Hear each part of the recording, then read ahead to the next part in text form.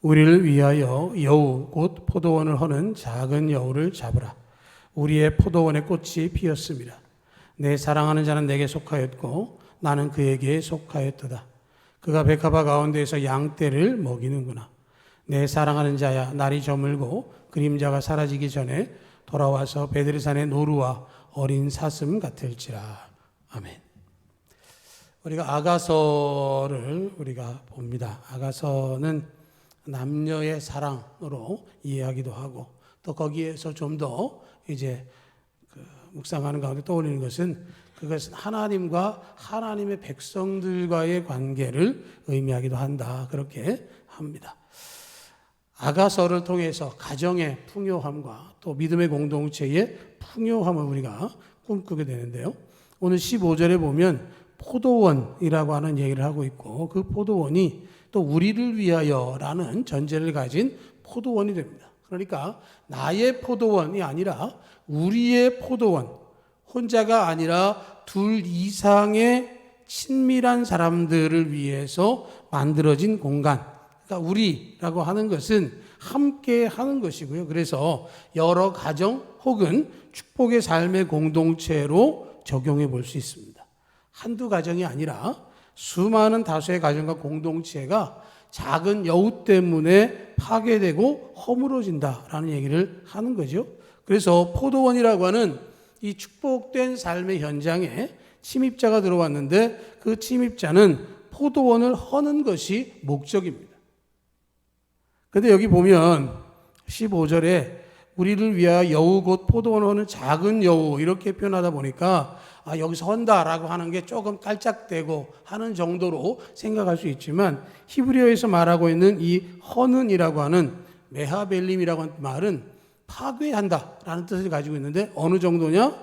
철거반원들이 모여들어서 철거하는 것처럼, 우리 TV나 현장을 직접 본 적은 별로 없기 때문에 그렇지만 철거반원들 들어서면 막 큰 쇠몽둥이를 들고 건물을 막 철거해내는 것처럼 그렇게 포도원을 망가뜨린다라고 하는 거죠. 작은 여우라는 표현을 하고 있지만 사실은 작은 여우라기보다는 그것을 무너뜨리는 것과 같은 큰 위력을 가지고 있다라고 하는 것이죠.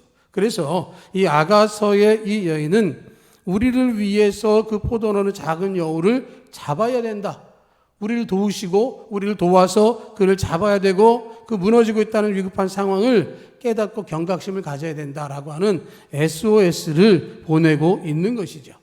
그래서 15절을 생각해 보면 사랑과 행복의 꽃을 피우고 있는 아름답게 열매를 맺어야 될 그 포도원에 포도원을 허는 작은 여우 침입자가 들어와서 자리하고 있고, 그 포도원을 헐고 있다라고 하는 것이죠. 우리의 포도원에 꽃이 피었다라고 얘기를 하는 것은 풍성한 열매를 맺기 전이다라고 하는 것이죠. 꽃이 무성하면 열매가 많이 맺히게 되어 있습니다. 그런데 이 작은 여우가 들어와서 그것을 허물고 있다라고 하는 것이죠. 그렇다고 한다면 그들이 연대해서 함께 무너뜨리기로 하고 있다라고 하는 것이죠. 그런데 사람들은 작은 여우라고 하는 것 때문에 별로 경계하지 않습니다. 그 여우가 그냥 지나는 것, 자기 먹고 읽고 배부르면 끝나겠지라고 생각들을 하기도 하지만, 사실 팔레스타인에서의 작은 여우는 큰 골칫덩이였다라고 합니다. 그곳에 자리하면서 포도원에 많은 해를 끼치고 포도원에서 열매에 많은 피해를 입혀서 꽃들이 열매를 맺지 못하게 했다라고 하는 거죠. 그래서 이것을 우리가 신앙적으로 생각해 보면 인생의 포도원에 침입해온 파괴자가 실제적으로 존재한다는 사실 우리가 간과해서는 안 된다라고 하는 것이죠. 자신이 사랑하는 남자와 풍성한 사랑과 행복의 열매를 맺어야 할 포도원을 위협하고 헐어버리려고 하는 악한 존재가 있음을 깨닫게 되어졌고, 얼마나 큰 피해를 입힐 것인지도 잘 알았습니다. 깨어 있었어요.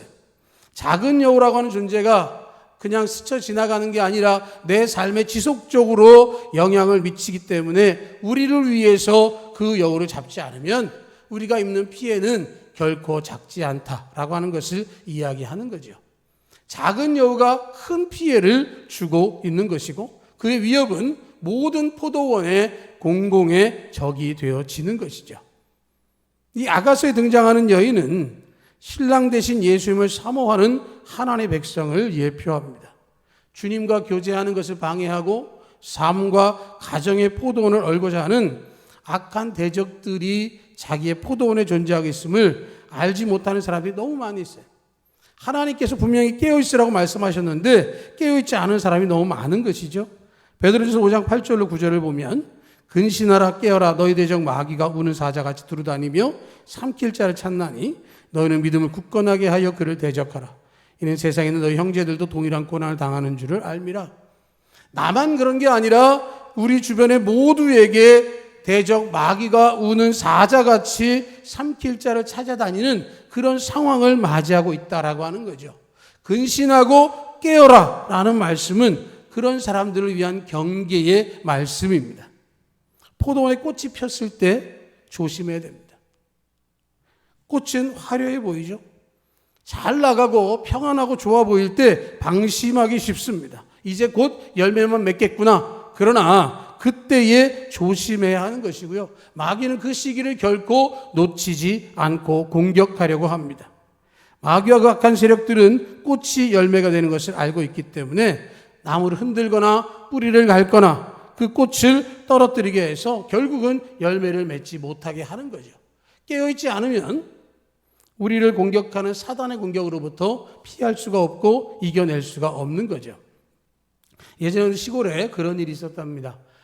어른들은 이제 일찍 주무시고 일찍 일어나시는데 어느 날 할아버지가 자녀들에게 일찍 자라 그러고 본인도 일찍 주무셨대요. 그런데 너무 일찍 주무셔가지고 새벽 2시에 잠이 깼답니다. 새벽 2시 잠이 깼는데 이제 뭐 마루로 이제 나가서 보니까 마루 끝에 누가 앉아 있는 거예요. 생각해 보니까 아들이 잠 안 자고 또 하다가 저기 앉아 있나 보다 그래가지고 살금살금 다가가서 그 앉아 있는 그 사람의 뒤통수를 때려가면서 잠 안 자고 뭐하냐고 소리 질렀더니 그 사람이 화다닥 하고 대문 밖으로 뛰어나가더래요. 그래서 보니까 아들도 방에서 나오면서 누구냐고. 누가 있었겠어요? 도적이 앉아 있었던 거죠. 도적도 좀 털어볼까 했다가 뒤통수 한 대 맞고 도망갔는데요. 깨어있지 않으면 그런 거죠. 생각을 해보면 도적이라고 하는 것을 알지 못하게 찾아오려고 하고 우리의 위협적인 것들, 중요한 것들을 다 가져가려고 하는 게 도둑들인데 그런 위기를 극복하는 것은 깨어 있어야 하는 거죠. 우리의 삶 속에서 깨어 있지 않으면 하나님의 역사를 알 수 없고 깨어 있지 않으면 사단의 도전을 이길 수가 없습니다. 마태복음 4장에 보면 예수님께서는 마귀와 3번의 말씀으로의 대적을 하시죠. 마귀를 3번에 걸쳐 질문했을 때 하나님 말씀을 인용해서 마귀를 대적하고 물리치셨습니다. 예수님께서 하신 것처럼 우리들도 마귀를 물리칠 수 있어야 하는 것이죠. 우리의 대적은 마귀와 그 세력인 악한 영들과의 싸움입니다. 에베소 6장 12절을 보면 우리의 씨름은 혈과 육을 상대하는 것이 아니요 통치자들과 권세들과 어둠의 세상 주관자들과 하늘에 있는 악의 영들을 상대합니다 라고 말씀을 하고 있습니다. 포도원을 허는 작은 여우, 그 마귀와 그 세력인 악한 영들은 반드시 잡아야 하고 대적해야 합니다. 대적하지 않으면 그 피해가 실로 엄청납니다. 작은 여우는요, 악하기 때문에 그 목적이 포도원을 파괴하고 그것을 목적을 삼고 있습니다. 파괴하지도 않고 그냥 있는 작은 여우는 없습니다. 요한복음 10장 10절에 보면 도둑이 오는 것은 도둑질하고 죽이고 멸망시키려는 것뿐이라고 말씀을 합니다.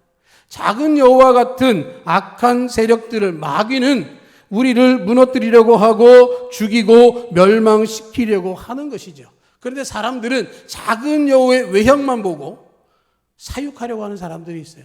제가 미처 사진을 준비하지 못했는데 작은 여우는 정말로 작아요. 그리고 얼핏 보면 굉장히 예뻐요. 그러면 사람들은 애완용으로 기를 수 있을 것처럼 생각해요. 그런데 작게 보이고 귀엽게 보여도 실상은 사악하고 교활한 존재입니다.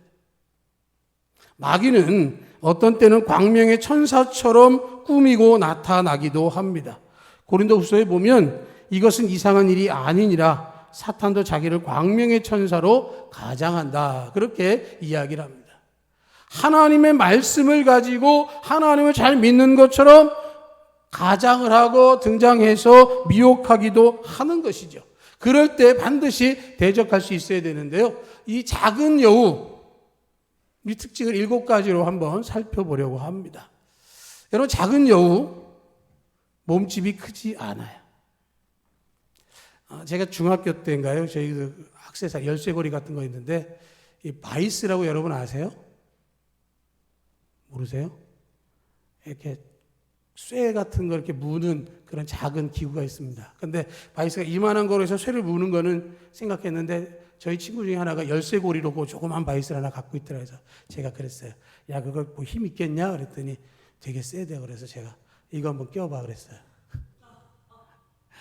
이렇게 여기다가 쫙 해가지고 바이스로 요만하더라고요. 바이스가 손가락 요만하게 들어갔으니까 뭐 힘 있겠어요? 그랬는데 너무 아파가지고요. 빼라고, 빨리 빼라고. 그래서 뺐어요. 그랬더니 완전 피멍이 들더라고요. 작으면 만만하거든요. 작으면 쉽게 봅니다.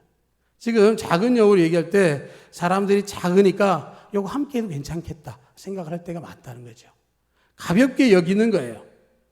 작은 여우기 때문에 경계심을 풀기도 합니다.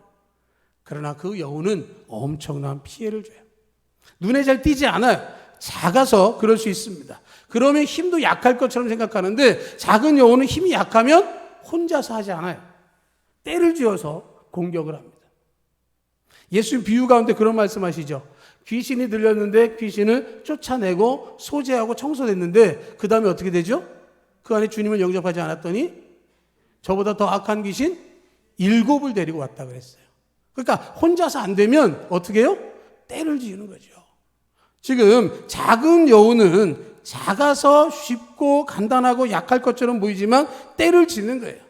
마귀는 그 세력을 연대하고 그렇기 때문에 작은 틈조차도 주어서는 안 된다라고 하는 것이죠.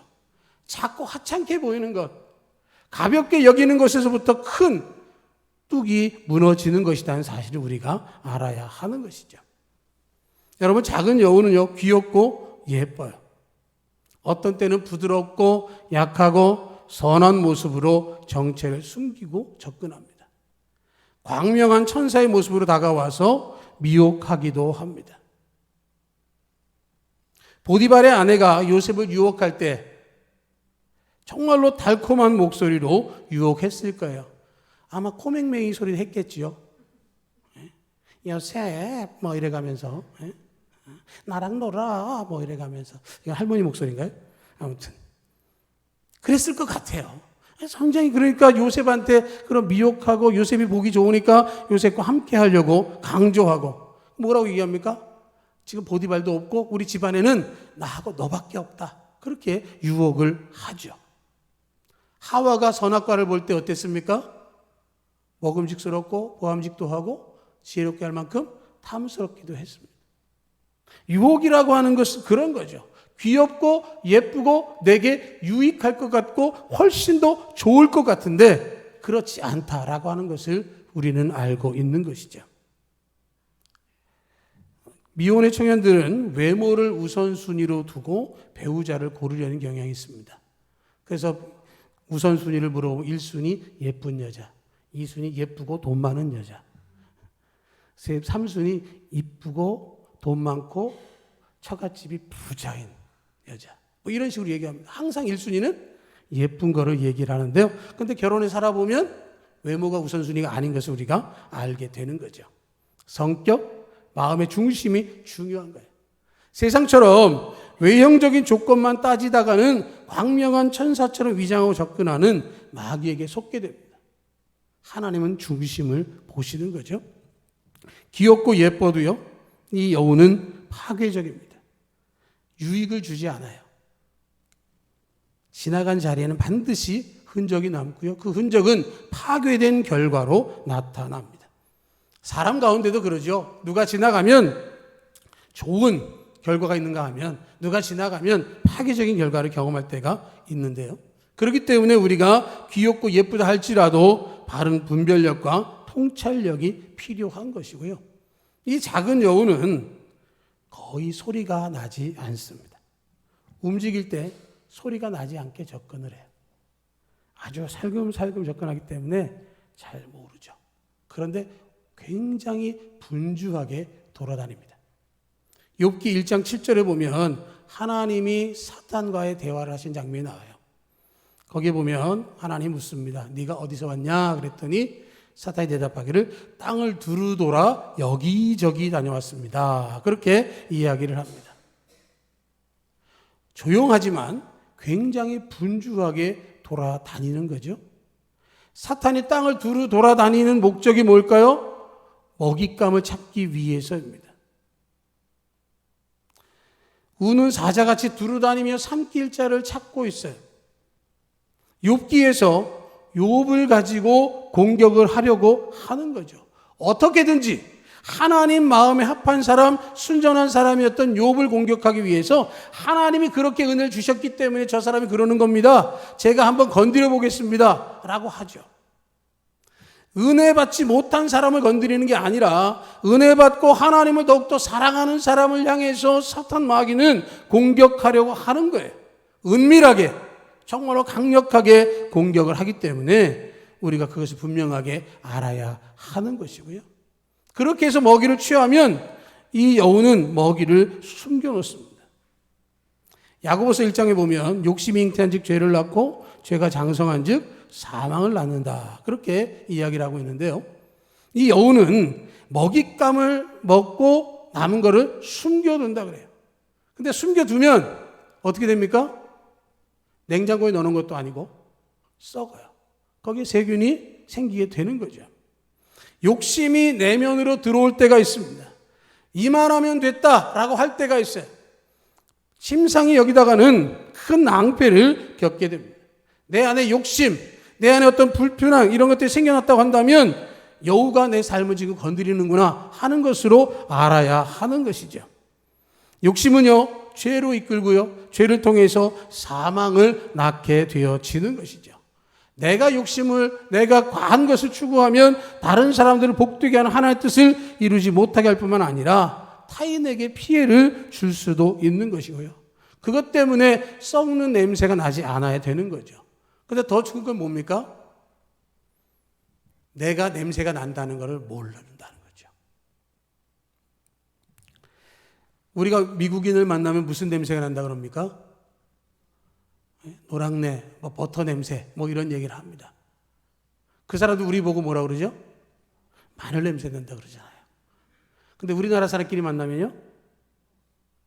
전혀 없어요. 그 사람들 자기들끼리 만나면 전혀 없습니다. 내 안에서 정말로 그것에 대해서 내가 모를 수가 있다라는 것이죠. 우리가 익숙해지면 그것을 넘어가지 못하고 그 가운데 머물러 있을 때가 있습니다. 여우가 숨겨둔 먹잇감이 썩는 냄새가 익숙해지지 않도록 내 안에서 더욱더 거룩한 하나님의 사람의 삶을 살 수 있어야 하는 것이죠.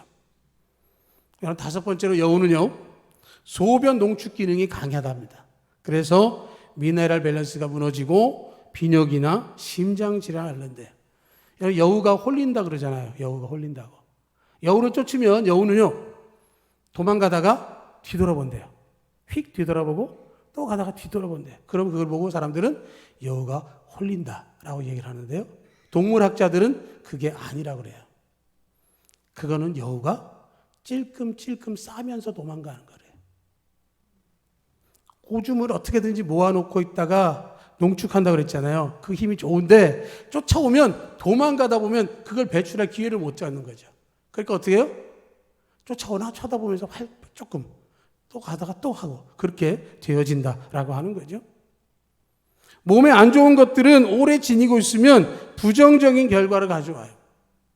작은 여우의 모습 속에서 빨리 배출하거나 발산시켜야 되는데 그렇다는 거죠. 이거 영적인 걸 비추어 보면 우리 안에 있는 것 빨리 회개하고 배출하고 용서받아야 하는 것이죠.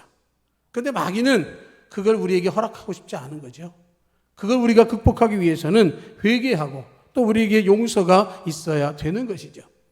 죄책감에 눌려있거나 시달리게 되면 몸과 마음에 큰 부정적인 피해를 가져오게 됩니다. 내면의 쓴 뿌리, 생각, 악 감정들은 악한 영향을 끼치게 되는 거죠. 가인은 자신의 제사가 연납되지 않은 것 때문에 동생 아벨을 죽였습니다. 요셉의 형들은 요셉의 꿈 이야기를 들으면서 편애로 사랑받는 동생을 미워해서 은 20에 그를 팔아버렸습니다. 원래 계획은 죽여버릴 생각도 했었습니다. 안에 있는 악감정들을 정리하지 못하면 큰 범죄를 저지르게 될 수 있다라고 하는 것이죠. 여섯 번째로요, 여우는요, 저녁이 오히려 활동적인 시간입니다. 저녁 시간, 우리가 시간을 어떻게 사용하느냐죠. 저녁 시간은 방심하면 죄를 짓기가 쉬운 시간입니다. 새벽형인 분들, 새벽에 일어나서 죄를 짓는 사람 별로 없어요. 저녁 시간 활용하지 않으면 죄와 가까워질 그 가능성이 농후해지는 거죠. 저녁 시간은요, 이왕이면 신뢰할 만한 사람과 함께 하는 것이 좋습니다. 가능하면 가족과 함께 하는 게 좋죠. 새벽형 인간이 훨씬 창조적이고 경쟁력 있다라고 하는 통계도 있는데요. 생각해 보면 그런 거죠. 새벽에 일어나는 사람이 하루를 길게 사용합니다. 늦게 일어나면 하루가 짧죠. 요새 낮의 시간이 얼마나 긴지 여러분 아십니까? 일출이 5시 25분이고요. 일몰이 7시 25분이에요. 낮의 길이가 14시간 정도가 됩니다. 새벽 예배 드리다가 보면 저 뒤에서 밝아요. 점점 더 밝아지는 걸 느낄 수 있어요. 그렇게 하루가 길죠. 뭔가 할 수 있는 일이 많아집니다. 그런데 늦게 오후에나 저녁에 시작하면 시간이 되지 않아요. 어떡하죠? 내일 하자. 그러고서 또 지나가기도 하는 것이죠. 여우와 같은 그런 시간이 아니라 이른 시간을 깨우시기를 축복합니다. 여러분, 7번째 마지막으로요. 여우는요, 주인을 자신의 보스라고 생각하지 않고 주인을 가차없이 물기도 합니다.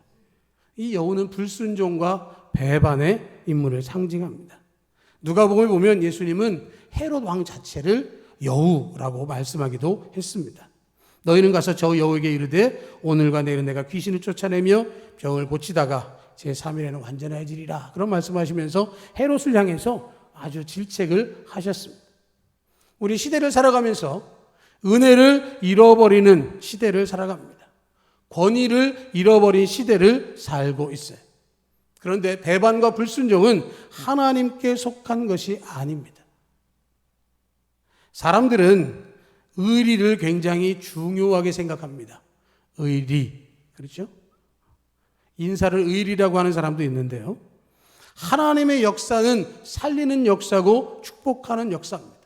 하나님의 역사 안에는 신뢰가 있어요. 나는 너희의 하나님이 될 것이고 너희는 내 백성이 될 것이다. 내가 너희에게 전한 말씀과 규례와 명령을 너희는 청종할 것이고 그렇게 되어지면 내가 너희에게 복을 주겠다라고 하나님은 약속하셨습니다. 그것은 언약입니다. 그런데 많은 사람들이 그 언약의 말씀을 순종하지 않아요.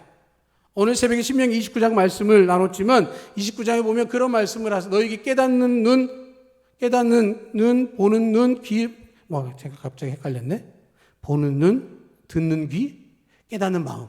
이걸 너희에게 허락하지 않았다라는 표현을 하시는데 우리 삶 속에서 그런 것들이 나타날 때가 있다라는 거죠. 하나님은 우리를 향해서 언제나 그 자리에 계시고 언제나 동일하게 은혜를 베풀어 주시는데 우리는 그 은혜를 생각하지 아니하고 그 자리에 계신 하나님을 따르지 아니하고 내가 원하는 대로 내 뜻대로 행할 때가 있다라는 것이죠. 그렇기 때문에 우리가 이 배반과 불순종을 경계해야 하는 것이고 내가 정말로 나는 하나님 편에 굳게 서서 살아가리라 하는 믿음 가운데 살아갈 수 있어야 하는 것이죠. 예수 그리스도의 은혜 잊지 말고 살아야 합니다. 하나님 허락하신 리더십과 권위를 존중하며 그리스도인답의 삶을 살아가야 하는 것이죠. 여우는요, 이런 특징들을 가지면서 우리를 노리고 있습니다. 이걸 이기기 위해서 우리는 깨어 있어야 하는 것이죠. 작은 여우가 내 삶의 포도원에 들어오려고 하고 있는지 아니면 벌써 들어와서 자리를 잡고 있는지 우리가 그것을 막아내고 쫓아내기 위해서 말씀으로 무장할 수 있어야 하는 것이죠. 에베소 6장에 뭐라고 하십니까? 구원의 투구와 성령의 검 곧 하나님의 말씀을 가지라. 마태복음 4장 4절에 예수께 대답하여 이르시되 기록되었으되 사람이 떡으로만 살 것이 아니요 하나님 입으로부터 나오는 모든 말씀으로 살 것이라 하셨습니다. 말씀으로 무장되어야 합니다. 또한 기도로 물리칠 수 있어야 합니다. 마가복음 9장에서 제자들이 예수님께 우리는 왜 귀신을 쫓아내지 못했을까요? 라는 질문 앞에 답변해 주시기를 기도 외에 다른 것으로는 이런 종류가 나갈 수 없다라고 말씀하셨습니다. 말씀과 기도 그리고 성전에 모이기를 힘써야 합니다. 히브리서 10장에 보면 마지막 때가 가까울수록 모이기를 패한다라고 말씀하고 있습니다. 모이는 것은 정말로 중요한 일입니다. 함께하는 것은 굉장히 중요한 일입니다. 동물의 세계를 보면 무리 가운데 떨어진 것들이 맹수의 공격 대상이 됩니다. 함께하는 것이 그만큼 안전하고 중요한 것이죠.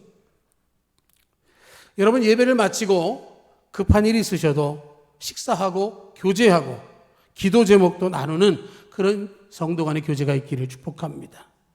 혼자서 나는 할 수 있어 라고 생각할지 모르지만 그러나 공격당하기 쉽습니다. 영적인 전투에서 승리하기 위해서 함께 서로의 기도하고 교제하는 가운데에 영적인 축복이 우리 가운데 허락될 줄로 믿습니다. 나를 의지하는 것이 아니라 주님을 의지하는 가운데 주님을 통해서 말씀의 반석 위에 서서 우리를 무너뜨리려고 오는 작은 여를 물리치고 기쁨의 복된 삶을 살아가실 수 있는 영적인 네트워크가 든든한 모두가 되시기를 주님의 이름으로 축복합니다. 아멘.